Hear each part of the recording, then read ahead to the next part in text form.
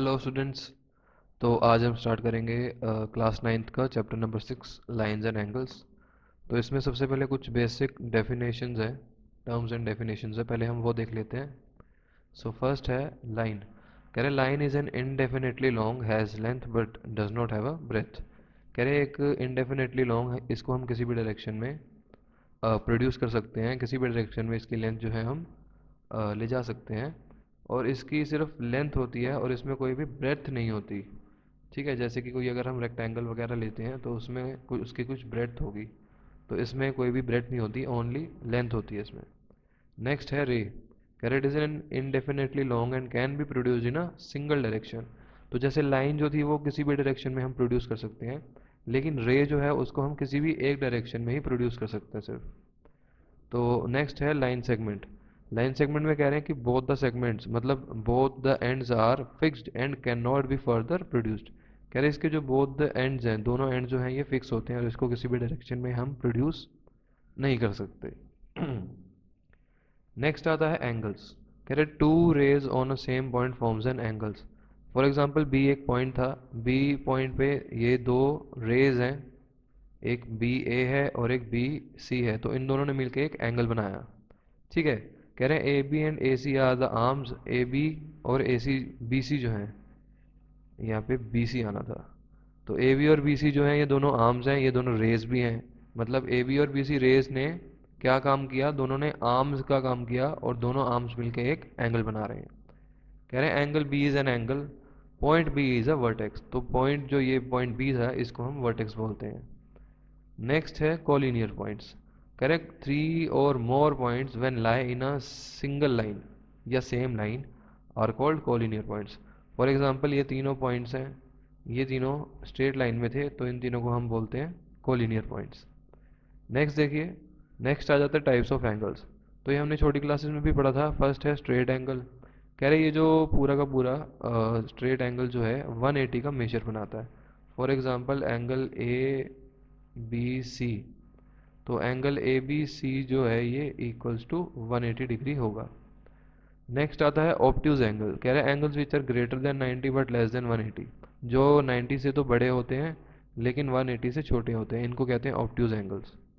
Next है right angle. हम सबको पता है right angles equals to 90 degree होता है, ये परपेंडिकुलर होता है। A B is perpendicular to B C, तो जब भी परपेंडिकुलर होगा हमेशा राइट एंगल ही बनेगा। नेक्स्ट आता है एक्यूट एंगल। एक्यूट एंगल जो है ये 90 से कम होते हैं, ज़ीरो से बड़े होते हैं। Angles which are greater than zero but less than 90 are acute angles. इसके बाद देखते हैं हम, इसके बाद है रिफ्लेक्स एंगल। कह रहे हैं which are greater than 180, greater than 180 but less than 360। Angles which are greater than 180 but less than 360 are called reflex angles. फिर आता है complementary and supplementary angles. Complementary angles वो एंगल्स होते हैं जिनका सम करके, जिन दो एंगल्स का सम करके हमारे पास 90 डिग्री आ जाए। तो फॉर एग्जांपल वो 30-60 भी हो सकते हैं, 45 भी हो सकते हैं, और कुछ भी हो सकता है, 20-70, एनीथिंग। एंड इसके साथ ही सप्लीमेंट्री एंगल्स। सप्लीमेंट्री एंगल्स होते हैं जिन दो एंगल्स का सम करके 180 आए, 90-90, 120-60 या फिर और कुछ भी हो सकता है ये, एक्सेट्रा। इसके बाद है एडजेसेंट एंगल्स। कह रहे हैं एडजेसेंट, एडजेसेंट का मतलब होता है कि साथ साथ, जो एंगल बिल्कुल साथ में है। फॉर एग्जांपल यहाँ पे एंगल 1 और 2 जो थे ये are adjacent to each other, मतलब दोनों एक साथ है। 1 के साथ 2 है, 2 के साथ ही 1 है। कह रहे they should have a common vertex.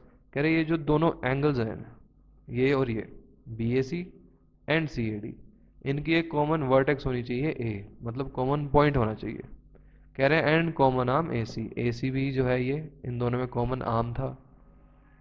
B A C and C A D are adjacent angles. तो कह रहे हैं ये B A C and C A D are adjacent angles. Next आता है लीनियर पेयर एंगल्स। ये सबसे इंपॉर्टेंट है आपके 9th क्लास के लिए। तो कह रहे हैं when a ray divides a straight line in two और more angles then the sum of angles made by the ray equals to 180। For example D B एक रे है, इसने क्या किया, एक स्ट्रेट लाइन ए सी को ब्रेक किया ऑन पॉइंट बी। इसकी वजह से हमारे पास दो एंगल बन गए, एक ये और एक ये। कह रही है जो दो एंगल्स बने हैं, दो से ज़्यादा भी हो सकते हैं। फॉर एग्जांपल ये देखो 3 हो गए अब, लेकिन अभी हमारे केस में यहाँ पे दो ही एंगल्स थे। कह रहे तो इन दोनों एंगल्स का जो सम होगा वो 180 होगा। ये चीज़ लीनियर पेयर एंगल्स हमें बताते हैं। कह रहे हैं एक चीज़ है कि all adjacent angles are not linear pair angles but all linear pair angles are adjacent. सारे के सारे जो एडजेसेंट एंगल्स होते हैं ना वो लीनियर पेयर नहीं होते, क्योंकि फॉर एग्जांपल अगर हम ऊपर एडजेसेंट देखें तो यहाँ पे जो दोनों एंगल्स का सम है ये इक्वल टू 180 नहीं था। तो ये एडजेसेंट तो है लेकिन लीनियर पेयर नहीं है। और अगर हम यहाँ पे देखें ये दोनों एंगल्स वन और टू दोनों लीनियर पेयर भी हैं, वन और टू दोनों एडजेसेंट भी हैं। ठीक है। इसके बाद नेक्स्ट आता है वर्टिकली अपोजिट एंगल्स। तो वर्टिकली अपोजिट एंगल्स हमेशा याद रखना इंटरसेक्टिंग लाइंस में बनते हैं। Intersecting lines for example lines हैं A B and C D. यहाँ पे है angle 1 that is A O D जो है वो इक्वल है एंगल 2 के बी ओ सी के। तो ए बी और सी डी दोनों लाइंस इंटरसेक्टिंग थी, और यहाँ पे एंगल 1 जो है ए ओ डी ये इक्वल है 2 के मतलब बी ओ सी के। तो इनको कहते हैं वर्टिकली अपोजिट एंगल। सिमिलरली ये 3 इक्वल होगा 4 के। ठीक है। इसके बाद इंटरसेक्टिंग लाइंस कह रहे हैं when distance between two lines is more at one point and less at another point. इसका मतलब है जब डिस्टेंस अनइवन हो दो पॉइंट्स पे, इस पॉइंट पे ए पे और इस पॉइंट सी पे डिस्टेंस जो है लाइंस का ये अनइवन है। ए बी जो है वो छोटी दिख रही है हमें, बी सी जो है बी डी सी डी जो है सॉरी सी डी जो है ये थोड़ी सी बड़ी दिख रही है। तो यहाँ पे ये देखो डिस्टेंस इसका जो मेजर था और इसका जो मेजर था ये दोनों अनइवन है। तो इसमें ये दोनों लाइंस जो हैं इंटरसेक्टिंग होंगी ये दोनों। ठीक है। सिमिलरली अगर हम नॉन इंटरसेक्टिंग की बात करें, नॉन इंटरसेक्टिंग का मतलब होता है पैरेलल लाइंस। आपने देखा होगा रेलवे ट्रैक जो होते हैं जिन पे ट्रेन चलती है वो दोनों लाइंस जो हैं पैरेलल होती हैं हमेशा। ये कभी भी जाके ऐसे इंटरसेक्ट नहीं करती आपस में। तो जैसे इनका जो परपेंडिकुलर डिस्टेंस होता है ये हमेशा हर किसी भी पॉइंट पे चले जाइए वो इक्वल ही रहेगा। फॉर एग्जांपल बी बी पे जो परपेंडिकुलर डिस्टेंस था, और अगर हम यहाँ पे आ जाते हैं जी पे तो ये डिस्टेंस अभी भी इक्वल ही है। फॉर एग्जांपल अगर ये 2 है तो ये भी 2 है 6.1। एक्सियम 6.1 में वो कहते हैं कि if a ray stands on a line then sum of two adjacent angles so formed is 180। इसको कहते हैं लीनियर पेयर एक्सियम। इस एक्सियम में उन्होंने ये बोला है कि अगर एक रे एक स्ट्रेट लाइन के ऊपर आती है तो जो दो एंगल्स बनेंगे इनका सम जो है 180 होगा। ये लीनियर पेयर एक्सियम है। इसके बाद आती है थ्योरम 6.1। तो थ्योरम 6.1 में उन्होंने बोला है कि if two lines intersect each other then vertically opposite angles are equal. कह रहे हैं अगर दो लाइंस इंटरसेक्ट कर रही हैं आपस में तो हमें प्रूव करना है कि जो वर्टिकली अपोजिट एंगल्स होंगे वो इक्वल होंगे। तो मतलब कि हमें ये प्रूव करना है कि जो 1 है वो इक्वल टू 2 है, या फिर हम प्रूव कर सकते हैं कि 3 और 4 जो है वो इक्वल है। तो हम इसको प्रूव करेंगे लीनियर पेयर एक्सियम से। सबसे पहले तो 1 और 3 एंगल 1 और 3 जो है ये दोनों स्ट्रेट लाइन एल के ऊपर थे, तो जिसकी वजह से इन दोनों का सम हो गया 180 और इसको हमने फर्स्ट इक्वेशन लेट कर ली।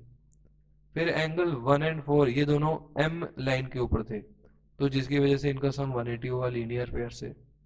तो देखो अब 1 प्लस 3 जो है ये 180 के इक्वल है, और 180 1 प्लस 4 के इक्वल है। मतलब अगर ए बी के इक्वल हो और बी इक्वल टू सी हो तो ए और सी जो है ये दोनों आपस में इक्वल हो जाते हैं। ठीक है। तो देखो, तो हमें इन दोनों इक्वेशन से क्या मिल गया फर्स्ट और सेकंड से, कि जो एंगल 1 प्लस 3 है वो इक्वल टू हो जाएगा 1 प्लस 4 के। तो 1 और 1 यहाँ पे एलिमिनेट हो गए और हमारे पास बचता है 3 इक्वल्स टू 4।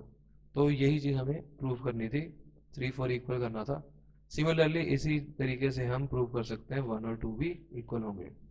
सो आज की क्लास में, आज की वीडियो में हम बस इतना ही करेंगे, और नेक्स्ट वीडियो में हम स्टार्ट करेंगे एक्सरसाइज 6.1। तब तक के लिए आप हमारे चैनल को प्लीज़ सब्सक्राइब करें एंड अपने फ्रेंड्स के साथ, क्लासमेट्स के साथ इसको शेयर करें। और एक इम्पॉर्टेंट चीज़ की जो स्टडी मटेरियल है इस चैप्टर का और पिछले चैप्टर्स का भी, वो आपको डिस्क्रिप्शन में प्रोवाइडेड है, वहाँ पे लिंक प्रोवाइडेड है, आप वहाँ से ले सकते हैं study material. And that's all for today. Thank you so much.